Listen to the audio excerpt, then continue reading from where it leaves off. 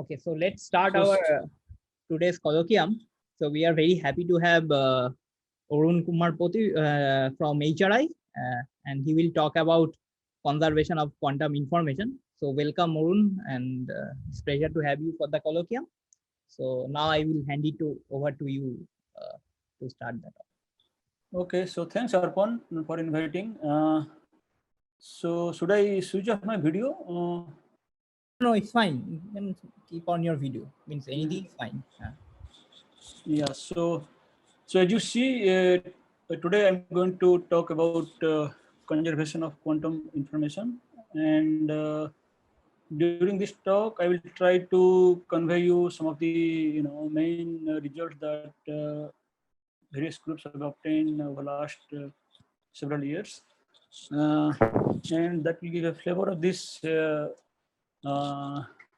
topic, that or this answer to this question, that whether information is really conserved in any physical process.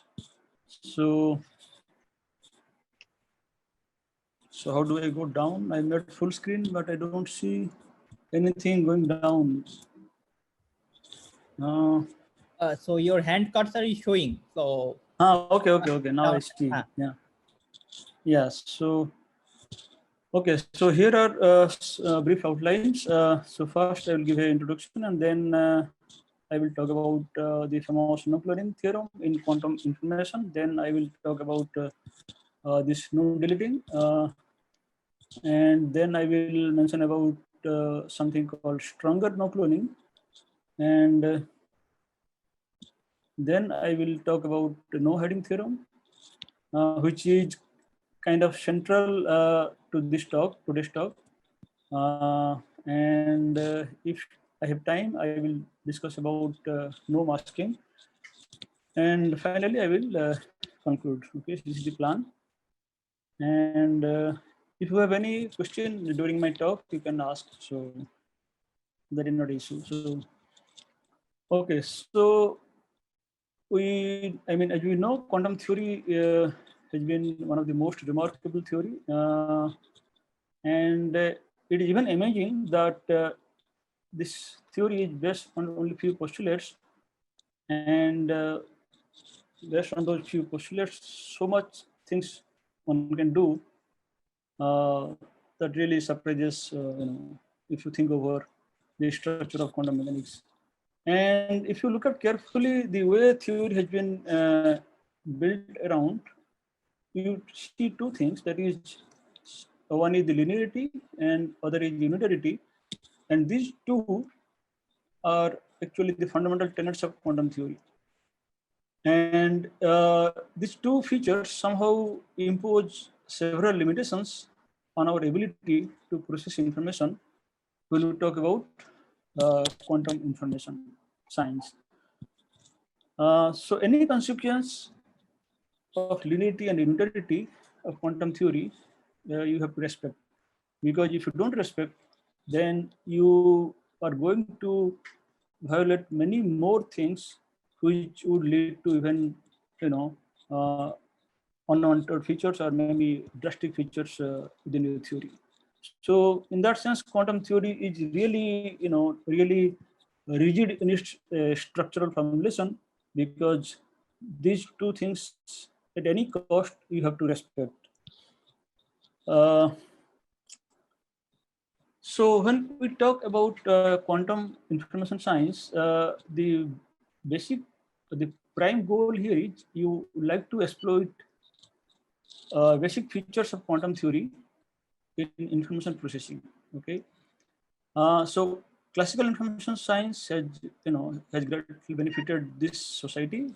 As you see, already you see revolution in IT sector, but this new area that has emerged over the last 30 years is going to even change the way we process information using these basic features of quantum theory. And they provide fundamental new insights into the nature of quantum world and physical processes. So in quantum information science, what you do is you try to utilize various kind of resources which are essentially non-classical resources, and those kind of resources are not available in the classical world. So if you're familiar a little bit, what I am referring here is when I say resource, I mean it could be quantum coherence, it could be quantum entanglement, it could be quantum correlation, or it could be non-locality. Any non-classical feature you think of, you can use those resources to do something different, something beautiful, something amazing compared to what you could do in classical world.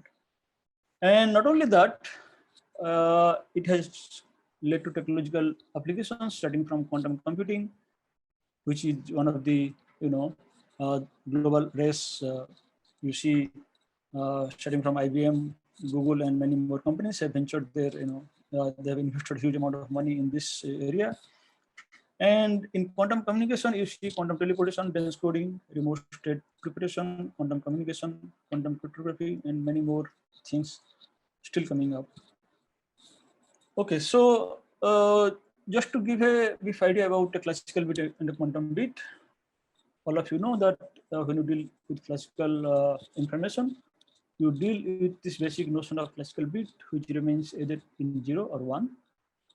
But when you deal with quantum system, you can also store these classical bits. Like if you identify two orthogonal states, you can store 0 or 1.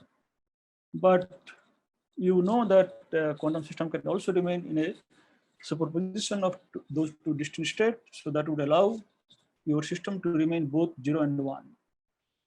So this is a typical state of a qubit when you think of a quantum system, which is a combination of alpha 0 plus beta 1. Okay, and quantum theory allows you to have a new way of storing information, and also that affords you a new way of processing information, which are not there in the classical world. So when you want to process information using quantum mechanics or quantum theory, you should know that what is allowed and what is not allowed, because that is kind of setting the rule to play the game. You see, so when you want to design some device, or want to do a protocol, or want to build a quantum computer, you should know your abilities as well as your inabilities in processing information. So the first thing was discovered is that which is very famous in quantum information, that is, you cannot copy a single quantum. That is, you, unlike classical information, you can never be able to make a copy of quantum bit. And similarly, we found that given two identical copies of a unknown quantum bit, you will not be able to delete one copy, keeping the other one intact. And we also found that in classical world, you can erase information, and that's all the time you do when you delete your file in your laptop and so on. But when you talk about quantum bit, you can also erase by paying some price. But what we found is that it is impossible to partially erase this information. So you can erase fully, but you cannot erase partially. And then we found that this is about this no hiding theorem, which tells you that if you're dealing with quantum information and that is something happens to the system, and at the end of the day you lose information, so you may think that information is actually lost, but it is not lost. So that no hiding theorem actually answers this question, which I will explain.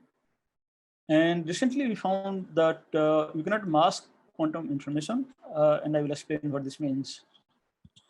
Okay, so why one is interested in this kind of no-go kind of results? Because these results will tell you in what way quantum information differs from classical information.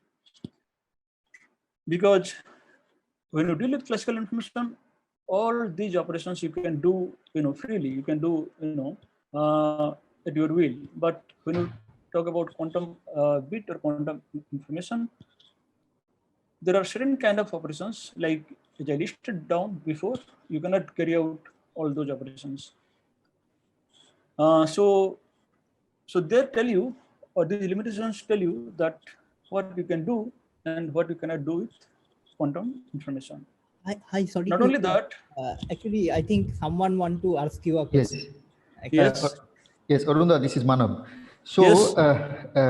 actually, I wanted to ask, when you mention this partial erasing, what it exactly means? How do you define?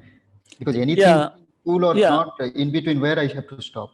Yeah, so partial erasure, what I mean is that, when you think of a qubit, you can parameterize this qubit using two real numbers like theta and phi on the block sphere. Okay. So when I want to erase complete information, I can transform this single qubit psi, which is say cos theta by 2, 0 plus sin theta by 2 exponential I phi 1, this kind of state. I will transform the state to a fixed state, which I call as say 0. Okay. So when I take psi to 0, I lose everything. I lose theta and phi. Okay. But when I want to do partial erasure, what I want to do is I want to transform the state like cos theta by 2, 0 plus sin theta by 2 exponential I phi 1. I would like to take this state to something like cos theta by 2, 0 plus sin theta by 2, 1. Okay. I want to erase only phi information. Okay. Okay. Or I want to erase only theta information. That means I would like to transform the state to something like say 1 over root 2, 0 plus exponential I phi 1. That means I erase theta information. Okay. So if this kind of thing is possible, then I would say that I can erase partial information. And we found but this new state can again be considered as like one of your bases, and then I will assign it to be 0 for my new basis. No. I can again say that this is. So you define you predefine. I mean, you choose a basis and then don't change. During your task. Okay. Okay. That was the Thank idea. you. Thank you. Okay. So these kind of limitations provides fundamental new insights as well as provide new intuitions into nature of quantum world and physical processes. So this is the I just said this is the very famous no cloning theorem. I am not going to prove, everyone knows this. So this tells you that you can copy classical information, and so also you can copy quantum information if you store in orthogonal state, because orthogonal states are like classical information. Okay, so when I say my quantum bit in state 0 or 1, I can always make a copy. But can you copy an arbitrary state like alpha 0 plus beta 1? Then the answer is no, you cannot make this copy. So that was stated like this. So given any input, arbitrary state psi and a blank state, and some device state, say A, it is not possible for you to transform this to psi A of psi. Okay. So this is kind of transformation is called cloning transformation, and this is impossible. And this you can prove just in one step using linearity of quantum mechanics. So nothing. I mean, no difficulty. And the second thing we found is something called no deleting theorem. So classically, we know that if you're given two identical bits like 0, 0 or 1, 1, I can design and get suitable logic gate which can transform 0, 0 to 0, 0 or 1, 1 to 1, 0. So I reset the second bit to a fixed state or fixed bit value. Okay. So 0, 0 goes to 0, 0 and 1, 1 goes to 1, 0. So that is kind of deletion that I have in mind. So if you want to ask same thing for quantum information, can you do that? That is, can you take psi and some initial state of the ancilla, a device of the deleting machine, and you would like to transform the state to psi 0, some final state of the ancilla. And again, we found that that such a transformation is not possible. And the proof is based on the linearity of quantum theory. And essentially, when you do this, you will notice that there is only one choice. And that choice is essentially moving this second copy to the state of the ancilla. That means the ancilla state essentially will encode this qubit from which actually you can recover, you can get it back. That means you are not really deleting the information, but you are some kind of keeping under the carpet kind of thing, So you are not, I mean, suppose you want to clean your room, you are cleaning, but then finally you are keeping all the dust, under the carpet. So that means actually you're not cleaning your room. Okay, so in that sense, you're not able to delete this information. So that's what I said here. So you don't want that quantum information should be hidden anywhere in the deleting machine or any other part of the universe. So that tells you that the linearity of the quantum theory allows you to only to move around this quantum information instead of perfect deletion, and that is why we say this is no deletion theorem. And in 2004, Richard Josa, he came up with this idea. Not idea, I mean this question he asked the following, that classically you don't need anything to make a copy. Whatever is your input, you can always make a copy. Okay, and in quantum mechanics, whatever is input, you are not able to make a copy. So is it that something you are missing from your input port or input system that you are not able to make a copy? So essentially he asked the question, is it possible for you to supplement some extra information to the input state, like this state psi I, so that you can make copy? And he found that such a transformation is possible if and only if you transform this sigma to psi I. Okay. So again, I'm not giving proof here because that is not the main aim here in this talk. But so one part you see that if this is possible, obviously this is possible. But if you want to prove the converse, that is, if you say that if this is possible, then that implies this condition, that essentially would amount to using this unitarity of this evolution, and you will see this. But I'm not going to tell the proof here.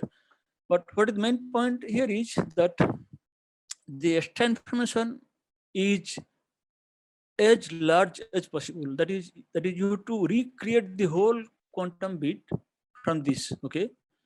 So that is the main message. Joshua tried to convey that to create information, we need to import full information from some part of the world where it already existed.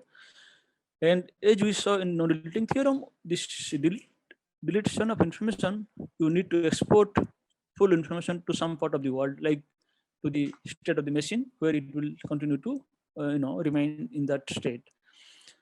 So stronger no-cloning and no-deleting theorem taken together, they provide some kind of permanence to quantum information. So classically, you don't see this kind of this feature of permanence, but when you talk about quantum information, there is this feature that you see, that you can only import and export quantum information. You will never be able to create or destroy information. So this is the big message that was conveyed by Josa. Now, what about information loss? Excuse me, sir. Yes. Can you keep your mic at a little distance? Like it is okay. adding some extra noise as okay. okay. Okay.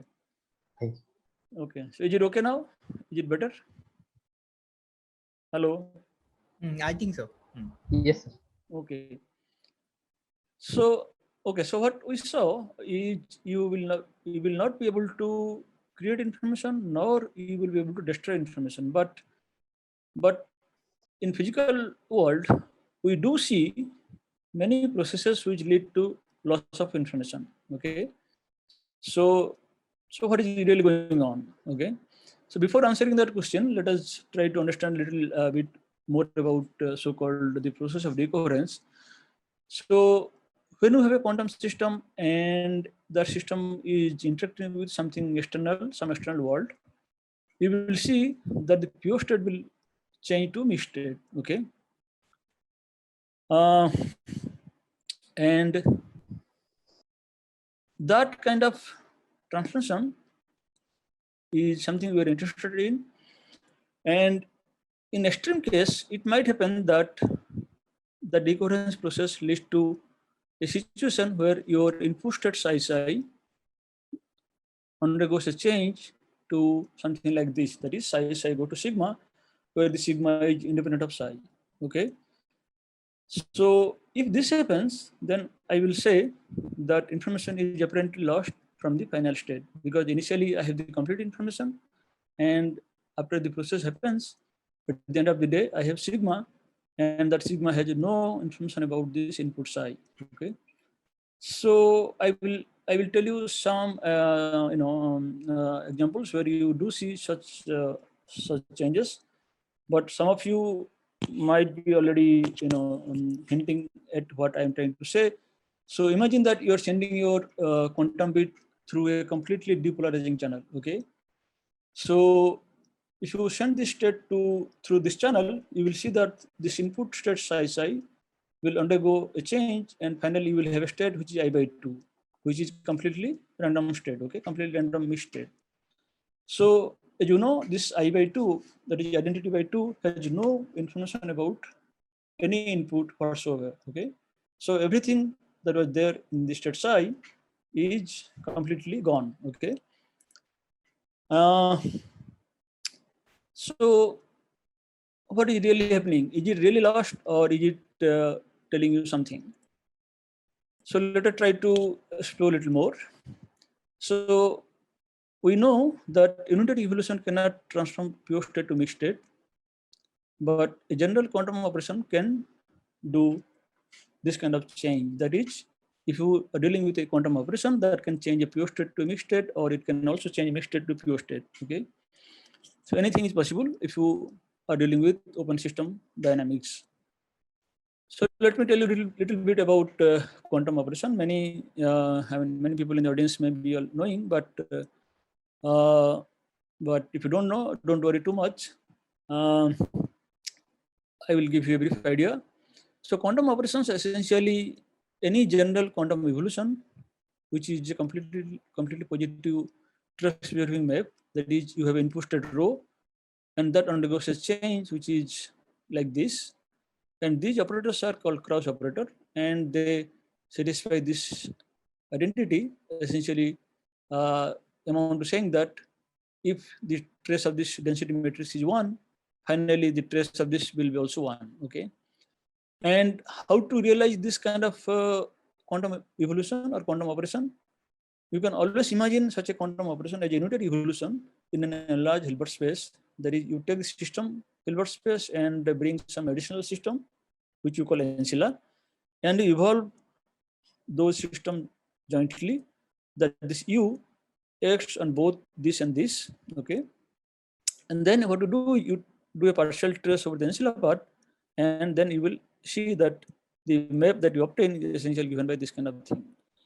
So those who are not familiar with open system dynamics or this quantum operation, you imagine that any quantum operation, any such open system evolution, you can always imagine as a closed evolution by unitary operator, and then you essentially trace out the ancilla part. Okay, and that will induce a change in the system, which is given by this kind of open system dynamics. Okay, so with a little introduction to this, let me go to no hiding theorem. But before that, let me tell you about what do I mean by hiding classical information. Okay, so classical information can be hidden in 2 ways. Okay, that is by moving the information to some part of the some other part of the world, or by encrypting the message. Just to give a simple example, suppose I have some secret file in my laptop. Okay, so one way to hide that secrecy is I take my laptop and I keep it in some locker at home, or maybe in bank, so that nobody has access to that. Or I could do some encryption and still keep my file in my laptop. Okay, so classically these 2 things are possible. A very famous example is something called Venom cipher, which is also sometimes called one-time pad. So here you have Alice, and she encodes a message M using a random n-bit key using this additional modulo. Okay, 2. Okay, and this is the message, this is the key, and this is the encrypted message C. Okay, now the original message can be retrieved by receiver, say Bob, who has access to the encrypted message as well as the secret key K. Okay. So what he can do, he can take this message C, this encrypted message C, and again do this additional modulo 2 by adding this key, and he can get back the message. Okay. So in this simple example is something like this. So we have the message here and this key here. And if you have this additional modulo 2, then this is your encrypted message. And if you look at this, you don't see a message like this string is different from this string. You don't see this in this string. Okay. So you can ask, where is the message? Message neither here nor in the key. Okay. So that's what Sanan actually noticed, that this encoded bit string contains no information of the original message. But somehow this is encoded in the correlation between these two. Okay. So the next question is it possible to do something similar in quantum information? So that's what I said here. If you ask the question that where does the information reside in this example that I cited, so neither in the encoded message nor in the key, but in the correlations between these two strings. So the quantum analog, if you can design, you would say that can we encode a qubit into a correlation between two subsystems such that individual subsystems have no information? If you could do that, then you will say that you're able to achieve something like this. Okay, so this no hiding theorem is trying to answer this question, that it tells you that such a scheme is actually not possible. And moreover, it says that if the original information is missing from the first system, then it must move to some other part of the universe where Professor it will Pati, continue I had to, a question. it will continue Hi. to exist. Yes, yeah.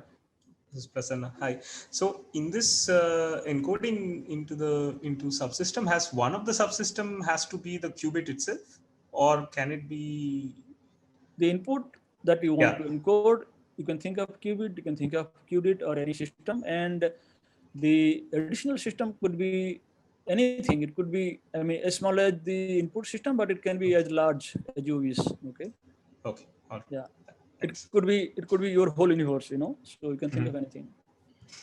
Thanks. So the example that I have in mind is, as I said already, I cited this example, that is state randomization. So if you have an input state row, it goes through a channel and ends up in a state like I by D. Okay. So it has no information about the input. And another example is this so-called famous quantum teleportation protocol, where you have the input and Alice and Bob they share this Maxwell entangled state. And this input and entangled state you can rewrite like sum over I, this Bi ui times I, where this Bi is Bell state. And as you know, if you do Bell measurement and send the outcome to Bob, Bob is far away. So depending on the outcome, he can do this local unitary and get back the state. This is the standard teleportation protocol. But what is beautiful here is that if you look at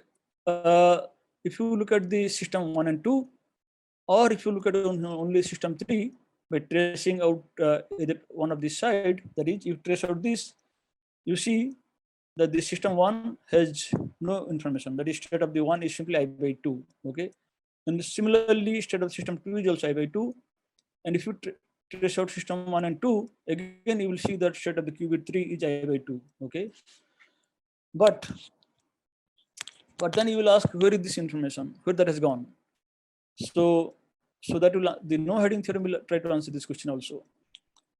And the third example is so-called thermalization process, where you have this input which can be a pure state, and you bring a thermal bath, and you interact this qubit with thermal bath, and at the end this will thermalize to a state like this. Okay, and this state obviously has no knowledge about the input. And finally, there is this famous black hole information loss, where you throw a pure state to black hole. At the end, you get the thermal Hawking radiation that has no information about the input qubit or input state that you are throwing to black hole. There are many scenarios. Yes. Arunda, I have this question. So here, what you want to emphasize is that your information is being hidden in the correlation, not in any of these parties. No. I'm trying to give an answer to this question, that there are many physical scenarios where you do see that information is apparently lost, but is it really lost, or is it in the correlation, or is it something else? What is really going on? So the no hiding theorem will tell you that if it is not in one side, it has to be in some other part of the Hilbert space. Okay, it cannot be in the correlation. That the theorem. That is what you wanted to say. So Yeah. it can never be in the correlation. That's Never what be you in the said. correlation. Yes, yeah. Okay, thank you. Okay, so pictorially, I mean, the theorem can be viewed something like this. So you have the system of your interest, and for simplicity, you can think of this is in a pure state psi, and that is going to interact to this universe. Okay, and at the end of the day, the final state of this system becomes something like rho. I think I should have denoted by sigma, but never mind. So this is the final state of the system, and it has no information about this input psi. Okay, so if this goes to this, then the theorem will tell you that the missing information psi remains in some remainder of the Hilbert space of the whole universe. Okay, that is the main theorem. Okay, so let us try to define and see what happens. Okay, so the perfect hiding process is something that maps an arbitrary state size psi, which is your input state, say rho, that goes to sigma. Okay, so that's why I said this figure, this should have been sigma, because that is the state independent of the input state psi. And now what you do is you bring, as I say, bring the rest of the universe, and then you unitarily encode that into a larger Hilbert space. So because this and this together is a closed system, this is still a pure state, and that's what I denote this as a big psi. Okay, and then if I trace out the ancilla, I get the output state, which is sigma, and that is independent of the input state. If that is satisfied, then I will call that as a hiding process. And as I said, these are the examples of this hiding process. Okay, and the theorem is simple actually. So, but it took almost a year to figure out the proof. But I will try to give the proof because I found that this is something very cute. So maybe you will like to go through the proof. So the theorem tells you something like this. So let's say input state is get mapped to a bigger psi, and the hiding map, which I sometimes also call bleaching map, because the process somehow bleaches out the information.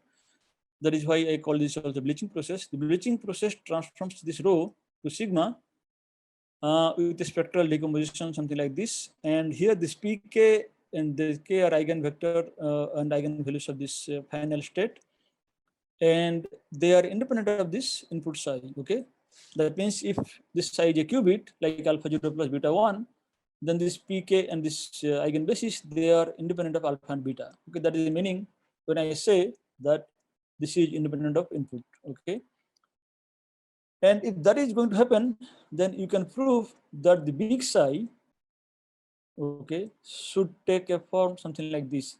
That is, this should look like some over k, this square root of pkk tensor with this qk tensor with psi.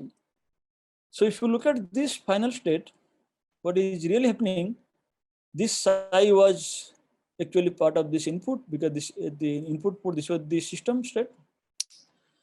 And at the end of the bleaching process, this psi which was actually coming, which was sitting here, actually getting transferred to some part of the some subspace of the ancilla Hilbert space, and there is no entanglement, there is no correlation between this or this or this or this and so on. Okay, this is simply sitting here, and the proof is based on linearity and unitarity. And this theorem tells you that the missing information is wholly encoded in the remainder of the Hilbert space, with no information stored in the correlation between the two subsystems. That's what I said. It is not in the correlation between this and this, or this and this, or this and this. Okay.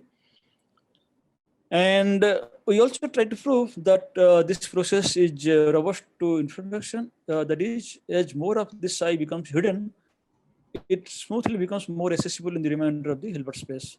So this I will not prove because that will involve a little bit, technical detail. So I will try to prove this for this wider audience. Excuse me, Arun. Yes. So in this statement, so of course I understand that this linearity is actually the responsible property having this all these, but I did not see yet why you mentioned unitarity here. Yeah, you will see. You will see. You will see in the proof. The proof is here in one page, but to get into the proof, we tried. It took us almost a year to figure out the proof. So okay, let us see how the proof goes. So you have the input psi, and the physical process, the bleaching process, changes psi to sigma, which I say something like this. And what I do is I bring the rest of the universe, and the system and the universe is a closed system, and that means your postulate quantum theory tells you that everything should be a pure state. So that pure state is in something in a purified Hilbert space, okay, which is S tensor HA. And this psi and A is getting mapped to this big psi, okay. Now, I know by Smith decomposition theorem that I can write this something like this, okay, because I know that if I trace out this AK, I do get a density matrix like this, okay. But we still don't know where this psi is, because psi not here, we allow the dependence on psi in this, but still we don't know in what way, in what manner this AK depends on psi, okay. So the main theorem, I mean the rest of the theorem is trying to figure out in what way this AK depends on psi. At this level, all we know is if this is the bleaching process, quantum theory tells me that in the bigger Hilbert space, this is the state, and also we know that this is said to be orthonormal. Okay, that's all we know. Okay, let us see the next what happens. So suppose you take a state psi, which is like this, which is a superposition of all the orthonormal bases psi n. Okay, and because this is linear, if it is acting on psi and giving this kind of state, if I apply this map on psi n, I will get something like sum over k, this tensor with ak psi n. Okay, and because this unitary evolution on the purified Hilbert space, and these are orthonormal, that means if I take psi n times psi n, I get delta nm. That means if I multiply this with say its other expression, okay, I get ak psi n and ak psi m should be delta nm. Okay, this is clear to everyone. And now comes linearity. Okay, now you take the input psi like this, which is sum over n cn psi n in the ancilla state. And by linearity, I mean I apply at this level, I apply this map. Okay, so I apply this map, I find that sum over n cn remains as it is. I apply this. Okay, so I get this. Okay, now notice something interesting. So in one hand, we have this expression, and also we have this expression. If I compare this with this, what I notice is this whole piece, that is ak psi should be sum over n cn ak psi n. Okay, so the way this orthonormal states of the universe depends on psi is something like this. Okay, and linearity tells you that, and orthogonality tells you that this should satisfy this condition. Okay, but now comes the unitarity. Okay, because universe could be itself could be composite system, it could be bipartite, could be tripartite, could be multipartite. I don't care about that, but for simplicity, assume that bipartite. Okay, that means this ak psi n is an orthonormal basis, because they satisfy this condition. That means I have the freedom to write down my my basis ak psi n as qk tensor psi n. Okay, because they will still satisfy this condition. Once you have this is where you are asking. This is the unitarity allows you to write down like this. And then you use this now in this expression. So AK psi becomes sum over n Cn AK psi n, and that becomes like this, sum over n Cn Qk tensor with psi n. Now you can take this inside, that is Qk tensor with sum over n Cn psi n, and that tells you that Qk tensor psi. So this is the beauty of unitarity and linearity. You see, these two guiding principles actually help you to figure out in what way this, this orthonormal basis AK depends on psi. So AK psi is simply Qk tensor psi. Now you use this at this level in this expression, and you find that the big psi should look like this, and that is what your theorem is. Okay. So the theorem tells you that Pati, yes. So just a question. So Yes. it's maybe this is just me, but I'm not able to understand exactly how is this following from unitarity, this AK of psi and No, unitarity tells you that orthonormal basis should be mapped to orthonormal basis under unitary transformation, right? Okay. Yeah. And unitarity also tells you that whatever basis you choose, you will satisfy this condition. That means I choose my AK psi n as Qk tensor psi n. Okay. And that will preserve this unitarity, because that will still satisfy this orthonormality condition. So okay. So does this also imply that I want my universe to have at least, so if I have a, let's say if my system is a spin, I should be able to write my my universe should also have like some kind of partition such that there is one aspect of it which I can think of as a spin times something else. Something, yeah, you can think of, yeah. Because if I had, for example, a spin and a continuous harmonic oscillator bath, this kind of a breaking up may not be possible, right? To write as Qk times psi. But you can always think of something. You can think of a collection of harmonic oscillator and a collection of spin and maybe something else also, So sure. So okay. Because I thought that this psi n is exactly the same state as the state of the system, right? So this psi n is it's one of the basis states of the system that you're starting with. Yeah. Okay. All right. Thanks. Yeah. So but Arunda, yeah. So if I see, of course, you have this orthogonality and you are using two different vectors coming from two different Hilbert space. But see, I can encode this nature of orthogonality either globally or I can even encode it locally, right? So and here you are using locally. This unitarity is still respected up to any unitary in the ancilla Hilbert space. You can still put some u or some v here, and still this will be satisfied. Okay, so that will not be affected. Yeah, but that will not give you the inference you are trying to make, because the psi will not come out as usual. Then it will be up to a global unitary. Then no, global unitary you can always apply there and still So this theorem is true up to global unitary on the not global. I mean global in sense that you're not applying on system and ancilla. You're only on ancilla. Okay. Correct. Yeah. So this when I say unitarity, the unitarity freedom tells you that this you can write up to some local unitary on the ancilla Hilbert space, not global. Okay. Okay. Only local unitary allowed. Okay. Thank you.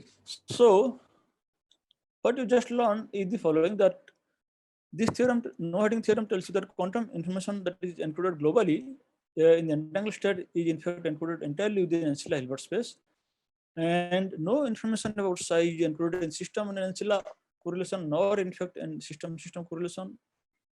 And that is the main message, that if the original system is missing, if the original information is missing from one part of the Hilbert space, it must be moved to remainder Hilbert space. Okay. So let me tell you a simple example, which is very insightful. So again, I come back to randomizing this channel. So we have a channel which will transform this psi to identity by D. So in case of qubit, your channel is essentially you apply with equal probability all these Pauli matrices. So 1/4 identity. So sigma mu goes from 0 to 3. So sigma 0 is identity. Sigma 1, 2, 3 are essentially sigma x, sigma y, and sigma z. So if you do that, you will see that any state will get mapped to identity by 2.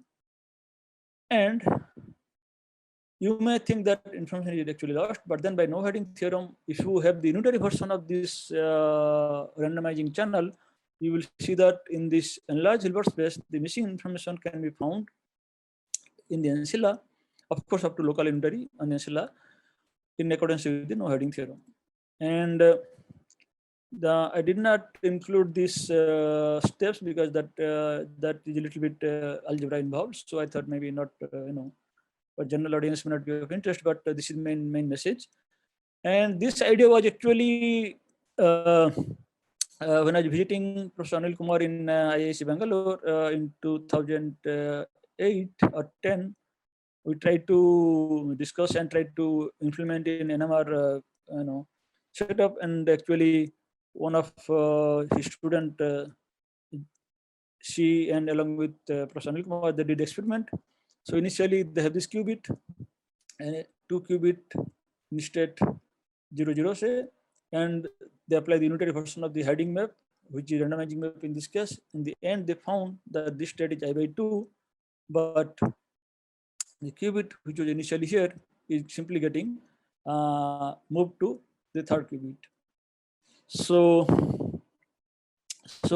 as stated in the no hiding theorem, the original information can be completely found in the last qubit. So this is actually experimental data obtained, and it was it appeared in this 2011. A very nice experiment. So our result, because the process is quite general, so our theorem applies to erasure, to randomization, thermalization, or any other process like black hole information loss also.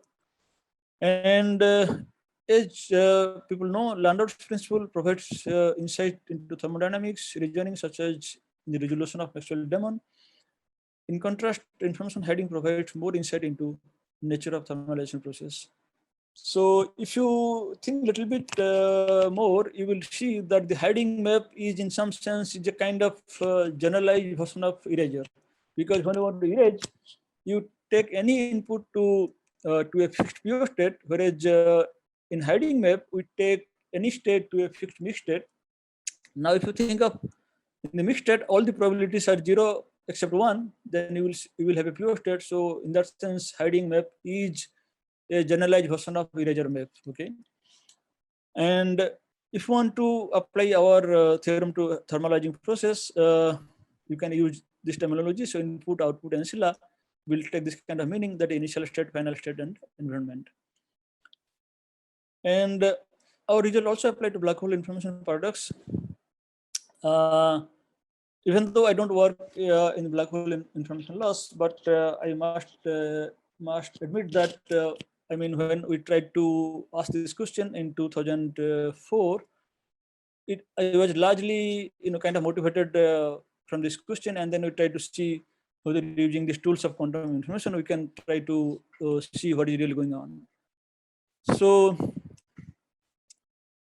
Hawking information loss, is very famous. Everyone knows that whatever matter falls into a black hole, it evaporates a steady stream of ideal featureless radiation, which is called Hawking radiation.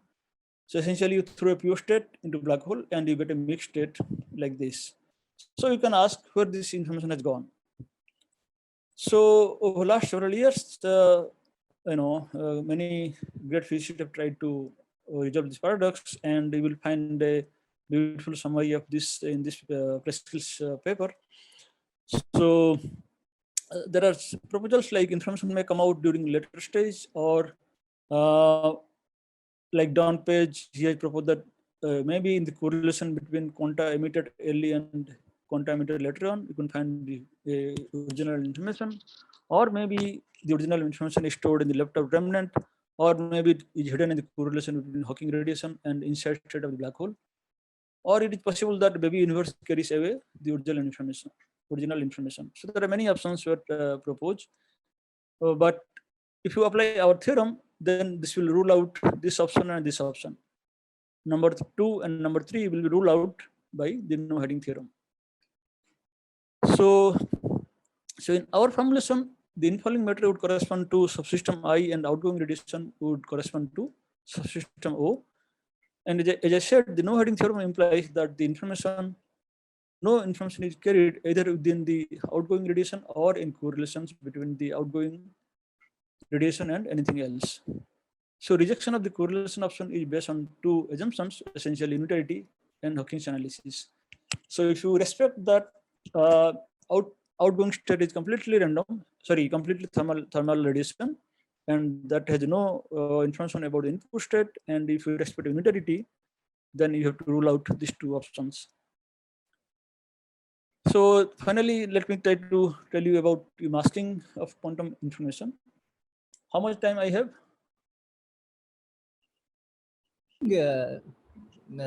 So we like 5:30. Okay. Oh, yeah. So I think I think I should be okay. So yeah, that is fine. Yeah, I am almost close. So the last thing I want to discuss is something called masking of quantum information.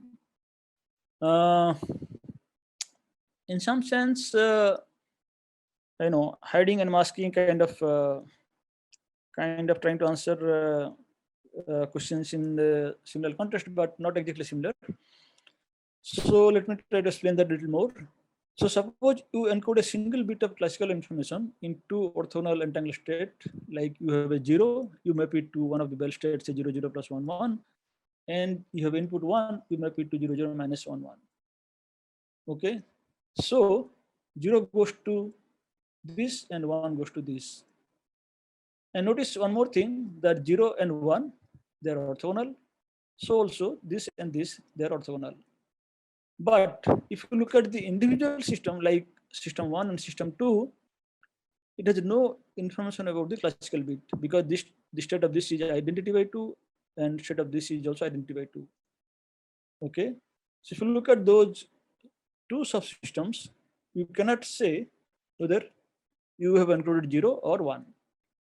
So this example clearly tells you that classical information can be actually hidden from both the subsystems, because you could spread over the quantum correlations. So this single bit of classical information is somehow hidden in the correlation. Okay, so this is okay, there is no contradiction. But what happens if you want to do same thing with quantum information? That is, can quantum information be hidden from both the subsystems and remain only in the correlation? So just to avoid the confusion, if somebody may have in mind, how does masking differ from hiding? In hiding, what to demand is, the goal in case of hiding and in case of masking are different, because in the hiding process, our main goal was to figure out how do information, how does quantum theory helps you in trying to figure out so-called information loss. If something happens to your input state, can you say where actually information has gone? Okay, and then we figured out that okay, if something is missing from this system, it must be sitting in some other part of the universe and so on. Whereas here we want to we want to encode the information, okay, so that individual system have no information and everything is only in the correlation. Okay, so if you could do this, if yes, then you can say that quantum information gets spread over the spooky correlation and remains invisible to both the subsystems, and you will not be able to say what actually you have encoded, which are possessed by the local observers. Okay, we call this spreading of quantum information over quantum correlation as spookifying or masking of quantum information. And this theorem tells you that if you are given an arbitrary quantum state, then you cannot do. But as you see, if you are given such orthogonal state, you can do it. And not only that, you will find that there are larger class of states for which also masking is possible, but not for arbitrary state. So I will not prove in detail, but let me tell you, I will tell you a basic sketch of the proof. So let me define this masking. So any operation is said to mask this information if you have this basis AK, and then you map them onto an orthogonal state psi k, with the condition that if you trace out this B part, you get row A, and if you trace out A part, you get row B, and row A and row B, they have no information about the value of K, okay? Since the action of this specifier is a physical process, it can be modeled by unitary operator plus ancilla system, and you would imagine something like this might happen. And again, this is a linear transformation, and it should preserve the orthogonality. And as I said, theorem is simply stated in this one sentence that arbitrary quantum state cannot be masked. And how do you prove this? You prove by following kind of proof by contradiction. That is, you say that you have a machine which can mask two states like S0 and S1, and you assume that S0 gets mapped to psi 0 and S1 gets mapped to psi 1 with the condition as I stated before. And then you say, okay, if it is possible, then I would take an arbitrary state like mu S0 plus mu S1 with arbitrary coefficient normalized to 1 because they are orthogonal. S0, S1 we assume to be orthogonal. And we find that if you want to mask such an arbitrary state, you will not be able to satisfy the required condition. Okay, and that leads to contradiction. So proof. So I could have given the proof, but the very little more involved. So that is why I skipped this proof. But what we found is there are a set of quantum state whose information we can mask, which are continuous and contains even non-orthogonal states. That is, we can mask quantum states which are like this. Okay. So suppose you have a map K going to KK, then that would map psi to something like this, which is our big psi, which is encoded entangled state. And as you know, if I trace out one part of the system, I will get identity by D, and that will mask this information phi K. Okay. So this has application in quantum communication. I will just try to highlight one simple protocol. So in 90s, people are trying to figure out whether quantum information can provide some insight about so-called bit commitment protocol. So what is bit commitment? So in classical scenario, you can think of the following situation. That is, you have two people, Alice and Bob, and Alice has a bit like 0 or 1 in mind, to which she is committed towards Bob. And she wishes to provide Bob with a piece of evidence that she has already chosen the bit and that she cannot change her mind, later on. And Bob should not be able to tell from the evidence what the value of bit actually is. But at the opening page later on, it must be possible for Alice to open the commitment, and should be able to convince Bob that indeed, yes, she has committed to 0 or 1. Okay. So here, this Low and Chow, they came in 1996. They proved that unconditionally you cannot design a quantum bit commitment protocol. That is impossible. Why it is impossible? Because you can have an entangled-based cheating strategy, and Alice can always find a way to cheat Bob, because even if she has committed later on doing only by local operations, she can convert 0 to 1 and she can cheat Bob. That is why this was a very famous result at that time. So we find that this no masking has a very interesting application in this bit commitment. So what we found is that instead of bit commitment, suppose you want to think of a quantum qubit commitment. Okay, so what it means? You want to, Alice has a qubit in her mind, and later on she would like to convince Bob that indeed she has committed to that particular qubit. Okay, so in case of bit commitment, Alice is committed to either 0 or 1, but in case of qubit commitment, Alice is committed to either one of the qubit state from the block sphere. Okay, so in this quantum, so in Low and Chow proof, you will find that the encoded state is chosen in such a way that Bob is blind to Alice's committed bit, and the subsystem of the entangled state has no knowledge about the committed bit, because that is requirement. Okay, and as I said, this is our new proposal. And how can you implement this? Suppose Alice want to commit to an arbitrary state like psi, okay, from some set of state psi, okay. Then she need to prepare an entangled state big psi for each psi with the condition that if she traces out A or B, they will be independent of psi. But then we know that by no masking theorem, it is not possible for arbitrary set of states. So that is why committing to an arbitrary qubit is possible, and you can show that bit commitment is actually a d-phase version of qubit commitment. So in that sense, the famous result of Low and Chow, it follows as a special case of this no masking theorem.